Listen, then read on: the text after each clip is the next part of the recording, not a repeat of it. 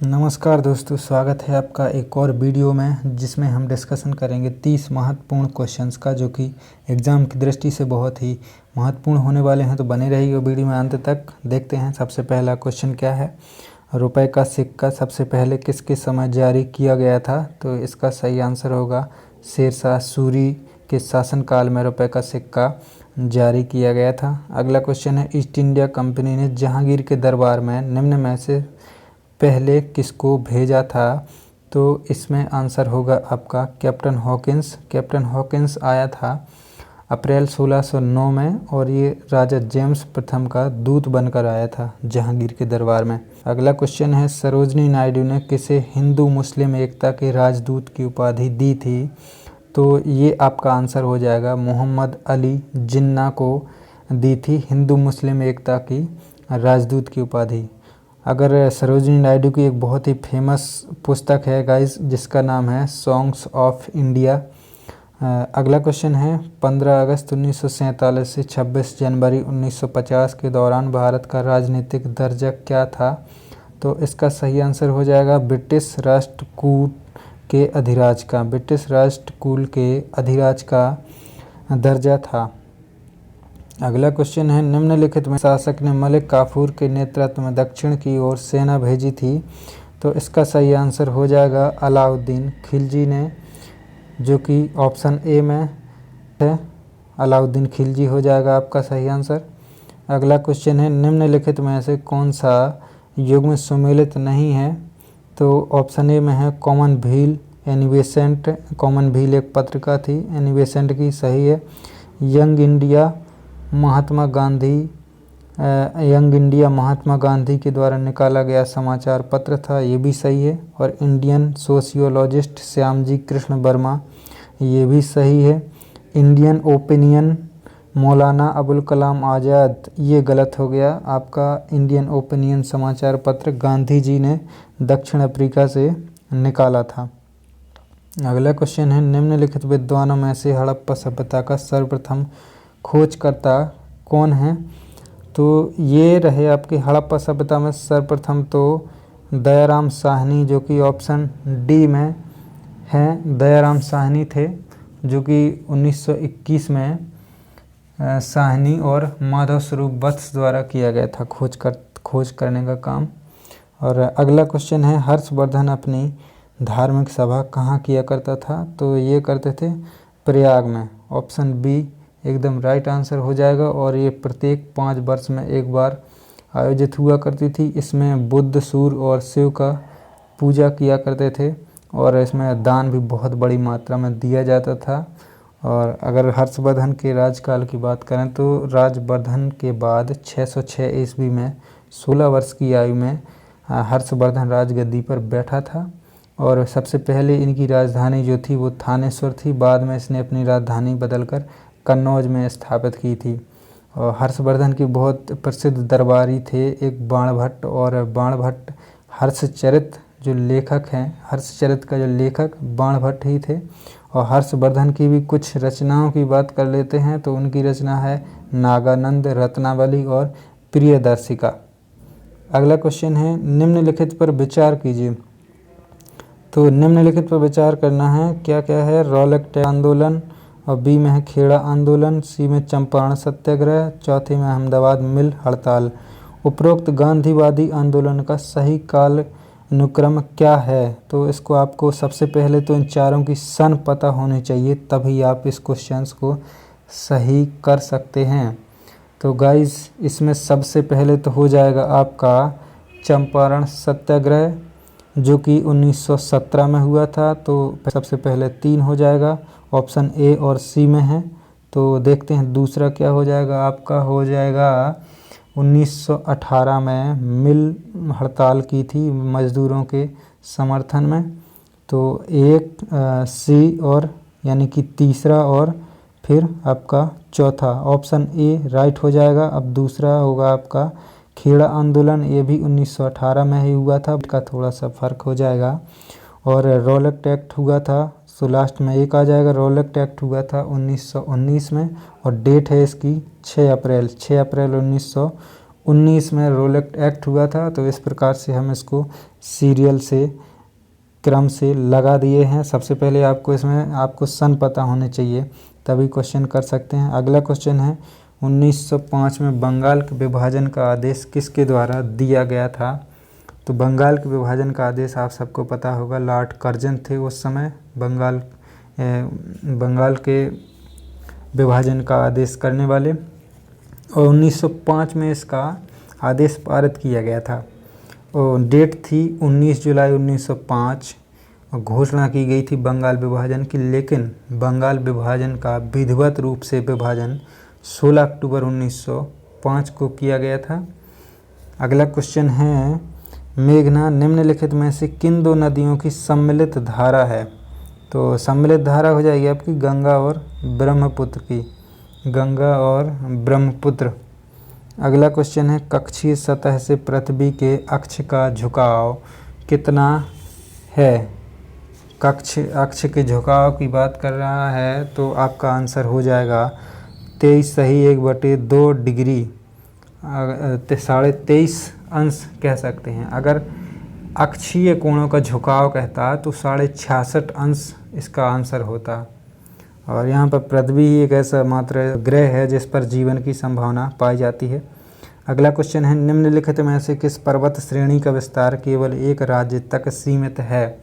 तो इसका सही आंसर हो जाएगा अजंता। अजंता ये जो महाराष्ट्र में है, अजंता का विस्तार सिर्फ महाराष्ट्र राज्य में है। और अगर अरावली की बात करें तो अरावली सबसे पुरानी पर्वत श्रृंखला है, पुरानी यानी कि प्राचीन पर्वत श्रृंखला है। और यही अजंता में जो एक 17 गुफा नंबर 17 है उसको चित्रों का चित्रशाला कहा जाता है। अगला क्वेश्चन है क्वेश्चन नंबर 14। तो 14 है आपका सिंधु गंगा के मैदान की नई जलोढ़ मिट्टी को किस नाम से जाना जाता है? तो इसको जानते हैं हम सिंधु गंगा के मैदान की नई जलोढ़ मिट्टी को जानते हैं हम खादर, और पुरानी को बांगर। अगर पुरानी होता तो बांगर और नई है तो खादर। अगला क्वेश्चन है क्वेश्चन नंबर 15 है निम्नलिखित में से किन पहाड़ियों पर उष्णकटिबंधीय सदाबहार वन पाए जाते हैं? तो इसका सही आंसर हो जाएगा आपका नीलगिरी की पहाड़ियाँ। ऐसा क्यों होता है? क्योंकि आपका जो है उष्णकटिबंधीय जो क्षेत्र होता है विषुवत रेखा से 30 डिग्री उत्तर और 30 डिग्री दक्षिण का भाग उष्णकटिबंधीय क्षेत्र कहलाता है। और यहाँ पर वर्ष में 2 बार सूर्य शीर्ष पर चमकता है। और अगर वहीं उपोष्णकटिबंधीय की बात करें तो जो 30 डिग्री से 45 डिग्री उत्तरी एवं दक्षिणी अक्षांशों के बीच स्थित क्षेत्र को उपोष्णकटिबंधीय क्षेत्र कहते हैं। और यहाँ पर ताप अधिक और कुछ महीने ताप कम रहता है। अगला क्वेश्चन है मूल्यह्रास किसके बराबर होता है? मूल्यह्रास यानी कि मूल्यह्रास जो होता है ये इसका आंसर हो जाएगा आपका ये में सकल राष्ट्रीय उत्पाद माइनस नेबल राष्ट्रीय उत्पाद। ये गाइस यही सही आंसर हो जाएगा। इसका होता है सूत्र होता है एनएनपी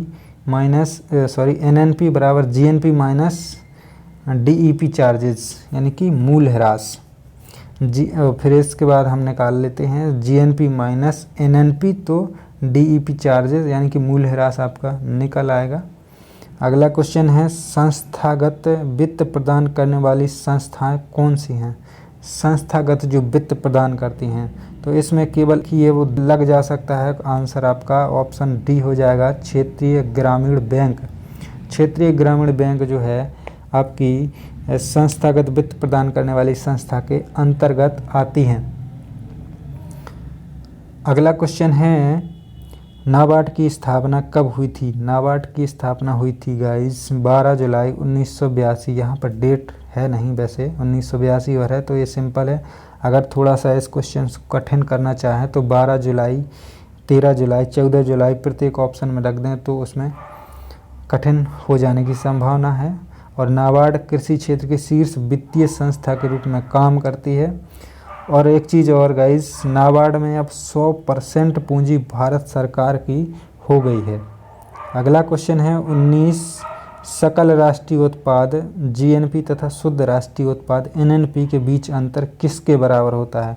तो अभी ये मैंने पढ़ाया दिखाया आपको 16 नंबर क्वेश्चन, मूल्यह्रास किसके बराबर होता है, तो सेम टू सेम ये भी 19 का क्वेश्चन है।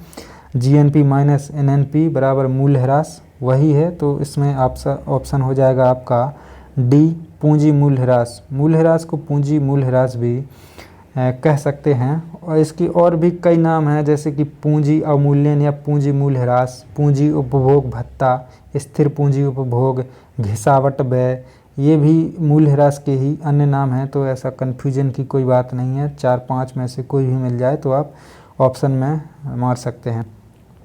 अगला क्वेश्चन है, समृद्धि का सबसे अच्छा मापदंड क्या है, तो समृद्धि का सबसे अच्छा मापदंड होता है प्रति व्यक्ति आय। प्रति व्यक्ति आय समृद्धि का सबसे अच्छा मापदंड होता है।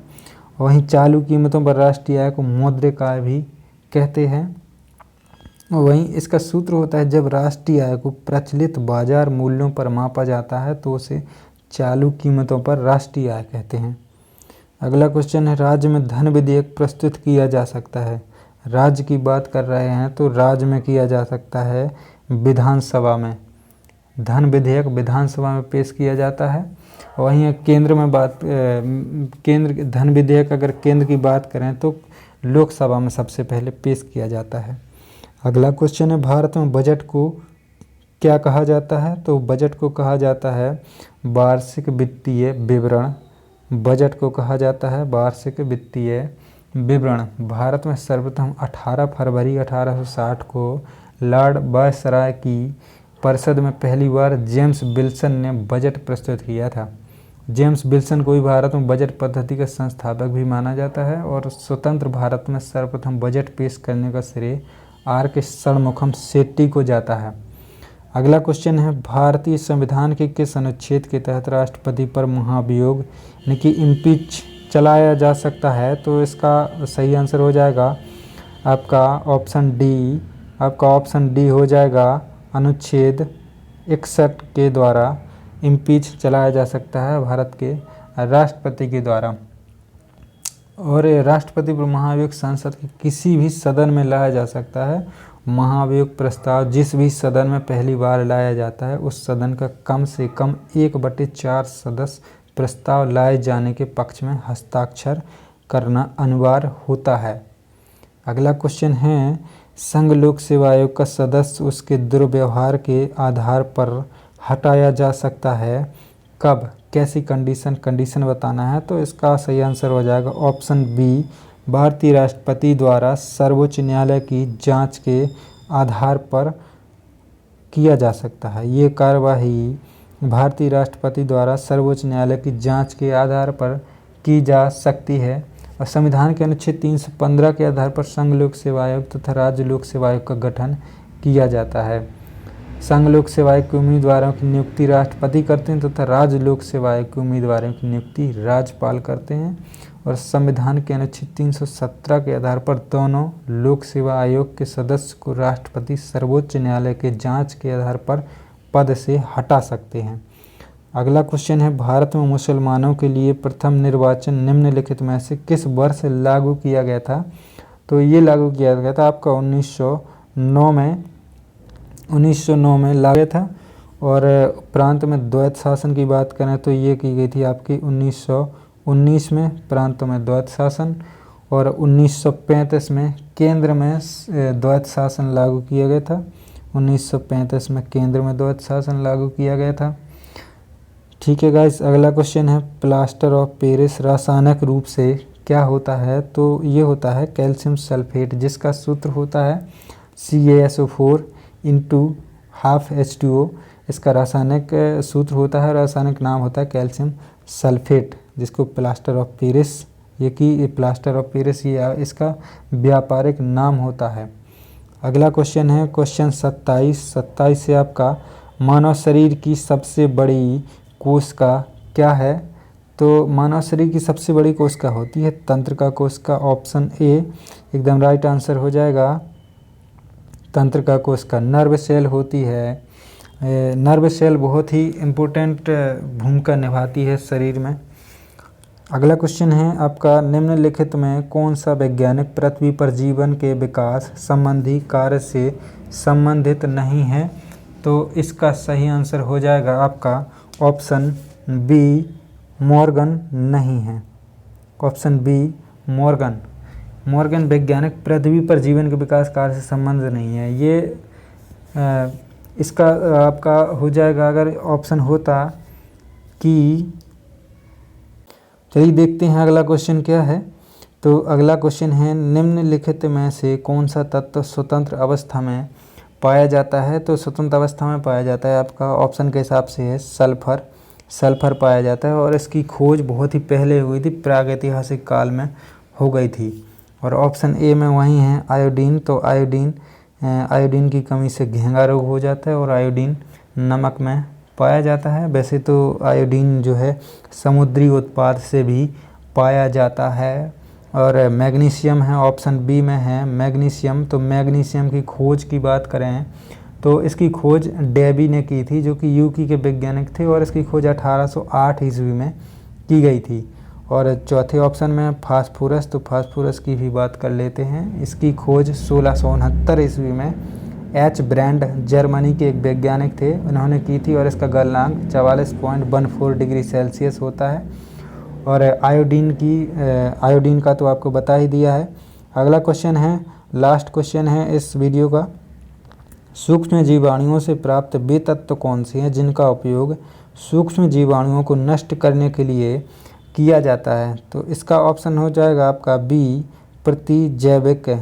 प्रतिजैविक हो जाएगा आपका, यानी कि antibiotics. Option B correct answer हो जाएगा एंटीबायोटिक। संक्रामक बीमारी के उपचार के लिए दवाई में इसका प्रयोग होता है, और 1928 में सर्वप्रथम अलेक्जेंडर फ्लेमिंग ने पेनिसिलिन नामक एंटीबायोटिक की खोज की थी।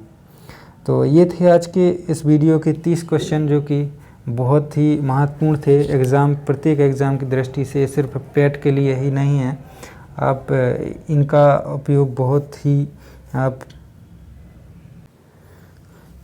ही अच्छे एग्ज़ाम में इन क्वेश्चंस का उपयोग जो है वीडियो के एग्ज़ाम में भी बहुत अच्छे से किया जा सकता है। आप अपनी जानकारी के लिए भी इन क्वेश्चंस को वीडियो को देख सकते हैं।